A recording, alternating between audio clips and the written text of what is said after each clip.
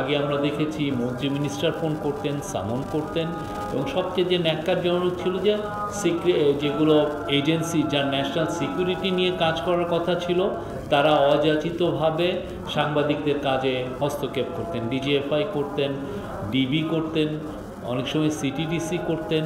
হ্যাঁ, ওনারা চেতেন যে বাংলাদেশের দাস সাংবাদিকতা হোক, এবং অনেকেই সেই দাস সাংবাদিকতা করে যারা করতেন তারা ফিনান্সিয়ালি বেনিফিটেড হতেন। অনেক বিষয়ে আসলে অলরেডি আমাদের যে ল এবং জাস্টিস অ্যাডভাইজার উনি আলোকপাত করেছেন। সরকারের কিছু কিছু বিষয়ে সরকারের রোলটা কি, সরকারের স্ট্যান্ডটা কোথায়, সেই বিষয়ে উনি বলেছেন। আমার ওই সমস্ত বিষয়ে আমি মনে করি না যে আমি আবার নতুন করে আলোকপাত করব। কিছু কিছু বিষয় আসলে সবার বোঝা উচিত যে আমরা একটা এক্সট্রাঅর্ডিনারি টাইমের মধ্যে দিয়ে যাচ্ছি। এই টাইমটা সবার জন্যই আমার মনে হয় যে চিন্তা করার বিষয় আছে যে কেন এই অনেকগুলো ঘটনা ঘটছে, কেন ঘটছে, সেখানে আমাদের গভর্নমেন্টের কি সত্যি আসলেও ব্যর্থতা আছে, নাকি আমাদের রোলটা কি আমরা ঠিকমতো পালন করতে পারছি কি না, এইরকম এটা নিয়ে আমার মনে হয় যে অনেস্ট ডিসকাশন আমরা দেখছি না। যেটা হচ্ছে যে খুব আমি বলবো যে লেজি জার্নালিজম হচ্ছে, খুবই লেজি লেখা, লেজি কথাবার্তা অনলাইনে, এবং যেটা হচ্ছে যে ব্লেম গেমটা অনেক বেশি, একে ব্লেম দিচ্ছে, আমাকে ব্লেম দিচ্ছে, ওকে ব্লেম দিচ্ছে, এবং অনেক ক্ষেত্রে অনেকে নোংরামির আশ্রয় নিচ্ছে। তো ফলে যেটা হচ্ছে যে যেই আলোচনাগুলো আমরা চাচ্ছি সেই আলোচনাগুলো দরকার। প্রথম কথা হচ্ছে যে গত 15 হাসিনার 15.5 বছরের শাসন আমলে জার্নালিজমের উপরে একটা ট্রাস্ট ডেফিসিট তৈরি করেছে। একটা ভয়াবহ রকমের একটা ট্রাস্টের একটা ডেফিসিট তৈরি হয়েছে। সেই জায়গার থেকে আমরা এই গভর্নমেন্টটা উত্তরণের চেষ্টা করছি, আমরা উত্তরণ করছি, এবং আমরা যেই কাজগুলো হাসিনার আমলে হয়েছে সেটা আমরা চাচ্ছি যে সেই কাজগুলো যাতে আমাদের সময় না হয়, এবং টু সাম এক্সটেন্ট আমরা বলবো আমরা এই কাজগুলো আমরা ভালোভাবেই করতে পেরেছি। প্রথম কথা হচ্ছে যে জার্নালিস্টদের মুখ বন্ধ করে কিভাবে। আপনি অ্যাডমিনিস্ট্রেটিভ ওয়েতে করেন, লিগাল ওয়েতে করেন, এবং আপনি সামাজিক প্রেশারের মাধ্যমে করেন। তিনটা খুব বড় একটা টুল।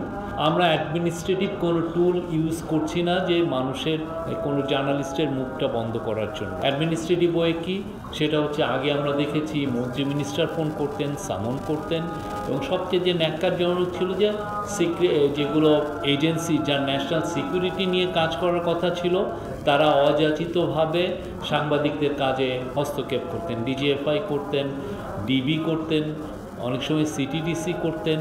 হ্যাঁ, ওনারা চেতেন যে বাংলাদেশের দাস সাংবাদিকতা হোক, এবং অনেকেই সেই দাস সাংবাদিকতা করে যারা করতেন তারা ফিনান্সিয়ালি বেনিফিটেড হতেন। তা আমরা এই কাজটা তো করছি না। আপনার কোনো নমুনা যদি পান যে আমাদের সময় অ্যাডমিনিস্ট্রেটিভ ওয়েতে আমরা কোনো ধরনের কোনো প্রেশার তৈরি করে কাউকে তার জার্নালিজমের থেকে আমরা দূরে সরাচ্ছি। আমরা যদি মিথ্যা নিউজ হয় আমরা বলছি যে আপনার নিউজটা মিথ্যা, প্লিজ চেঞ্জ করেন। অনেকে চেঞ্জ করছেনও না, উনি বলছেন যে না আমারটাই সত্য। তাহলে সেক্ষেত্রে উনি ওনারটা যখন বলছেন, বাট আমরা আমাদের জিনিসটা জানানোর কথা আমরা জানিয়ে দিচ্ছি যে আপনার নিউজটা এই জায়গাটা মিথ্যা, এই জায়গাটা এটা ফেক, এবং আমরা চাই যে সবাই রেসপন্সিবল জার্নালিজম করুন। লিগাল যে মেজারগুলো ছিল, যেগুলো আমাদের বাংলা ভাষায় বলে কালা কানুন, সেগুলো তো আমাদের তরফ থেকে তো নতুন করে কালা কানুন করার তো কোনো মানেই হয় না। মানুষ নিউজ কম পড়ছে। গ্রামে আপনি যে দেখেন, আপনি এই যে দোকানের সামনে 4-5 জন বসে একটা ছোট ভিডিওর মাধ্যমে নিউজ কনজিউম করছে, এবং এই কনজিউমের যারা নিউজ কনজিউম যারা করছে, তারা যারা ভিডিও দেখছে, ভিডিওগুলোর বেশিরভাগই লেজি জার্নালিজমে ভরা, মিথ্যায় ভরপুর। সারাদিন ধরে কিছু কিছু টক শোতে এরা মিথ্যা কথা বলছে। না, সাংবাদিকতা, এটারে আপনি অপসাংবাদিকতা হলেও এক ধরনের সাংবাদিকতা সে এটা করছে। এটা করার ফলে আপনি তো মানুষ পত্রিকা পড়ছে না, তো কয়জন পত্রিকা পড়ে? আপনার প্রাইমারি ইউএসএই দেখেন না, সোশ্যাল মিডিয়া এখন biggest source of news consumption. বাংলাদেশেও এটা হচ্ছে, মানুষ ওইটা নিচ্ছে। এটাকে আপনি কিভাবে মনিটর করবেন? আমার নামে জাতা বলতেছে, আমাদের অ্যাডভাইজারদের নামে জাতা লিখতেছে। নোংরামির তো একটা সীমা আছে। কিন্তু এটাও হচ্ছে। এখন আমি যদি বলি যে না আপনি এই কাজটা করছেন, এটা অন্যায়, আপনি আমার নামে 40 মিনিটের একটা ভিডিও বানিয়েছেন, তার মধ্যে 320টা মিথ্যা আছে, আপনি বলবেন যে আমি আই ফিল ইন্টিমিডেটেড, আমার উপরে প্রেশার হচ্ছে, গভর্নমেন্ট আমাকে টার্গেট করেছে, তখন আপনি আমাকে কাঠগড়ায়, আমি আমার কথাটা বলবো, আপনি আমাকে কাঠগড়ায় দাঁড় করে দিবেন।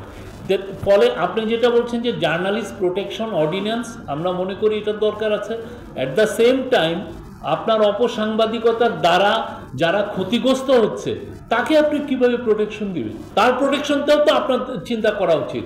একটা সেক্রেটারির নামে এমন একটা মিথ্যা নিউজ দিল, এই নিউজটা তো সেলফ লাইফ ইটার্নাল, 100 বছর ধরে এই নিউজ, উনি যখন ওনার ছেলে ওনার নাতি যখনই ওনারা গুগলে সার্চ করবে দেখবে যে এই নিউজটা আসছে যে উনি এইটা মিথ্যা।